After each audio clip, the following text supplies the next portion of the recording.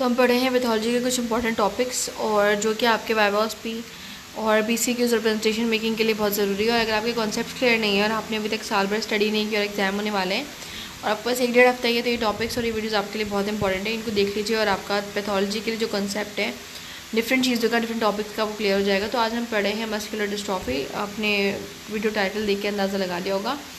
ये है इसकी पिक्चर और इस तरीके की पिक्चर आपके पास वाइवा में भी आती है, वाइवास पी में भी आती है, ऑब्जर्व अनऑब्जर्व में, और आपके पास बुक में भी होगी। ठीक है, अब ये टिश्यूज़ देख लें, इससे आपको अंदाज़ा हो जाएगा ये क्या है। ये आपकी हिस्टो की पिक्चर है किस चीज़ की, मस्कुलर डिस्ट्रॉफी की।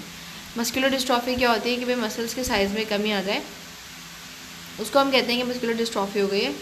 अब इसको हम कैसे डिफाइन कर सकते हैं कि refers to a group of genetic disorder characterise progressive weakness and degeneration of skeletal muscles. कि भाई ग्रुप ऑफ जेनेटिक डिसऑर्डर्स ऐसे जेनेटिक डिसऑर्डर हो जाएं जो आपको प्रोग्रेसिव वीकनेस यानी वीकनेस बढ़ती ही जाए, मसल्स की डिजेनरेशन बढ़ती ही जाए और बढ़ते बढ़ते वो कम होना शुरू हो जाए, उसको हम कहते हैं muscular dystrophy. The condition result from defects in gene. ये किस वजह से होता है? अगर जीन में डिफेक्ट हो जाए ये तभी होता है, अदरवाइज नॉर्मली लोगों को नहीं होता। There are several type of muscular dystrophy. Muscular dystrophy की जो काफ़ी सारे टाइप्स हैं और जो स्पेसिफिकली जो ये इनहेरिटेंस पैटर्न की वजह से होता है, यानी ख़ानदानी तौर पे अगर आपको कोई मसला इस तरीके का मिल जाए तो होगा, अदरवाइज़ नहीं। इसके आइडेंटिफिकेशन की बेसिस क्या होती है, मतलब हम किस बेसिस पर इसको आइडेंटिफाई करते हैं? मसल फाइबर्स जो उसके छोटे होते हैं और स्मॉल होते हैं और इरेगुलर होते हैं शेप में। मसल के बीच में जो एम्प्टी स्पेसेस होती है वो ज़्यादा होती है due to necrosis. Accumulation of connective tissue between muscle and fibres.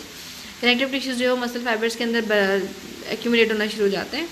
और सेंट्रली लोकेटेड न्यूक्लाई, और जो इसका जो न्यूक्लाई होता है वो सेंट्रली लोकेटेड होता है।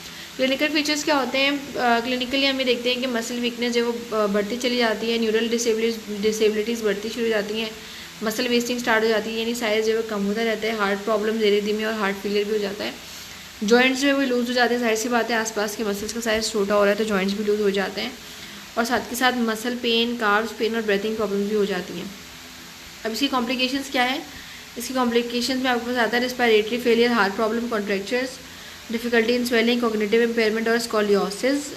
जो ये सारे जो है इसके मसल डिस्ट्रॉफी के जो है वो सारे के सारे क्लिनिकल्स हैं और बेसिस है। अब जो याद रखने वाली चीज़ है वो ये है कि हम इसकी आइडेंटिफिकेशन कैसे करते हैं? इसकी मसल फाइबर्स को देख के आइडेंटिफाई करते हैं, न्यूक्लियाई को देख के आइडेंटिफाई करते हैं, और क्लिनिकल फीचर्स में इसके साथ muscle weakness, neural disability, muscle wasting, heart problem, ये सब हमें याद रखना है। और कॉम्प्लिकेशन में हमने रेस्पिरेटरी फेलियर, हार्ट प्रॉब्लम्स ये लाजमी याद रखना है।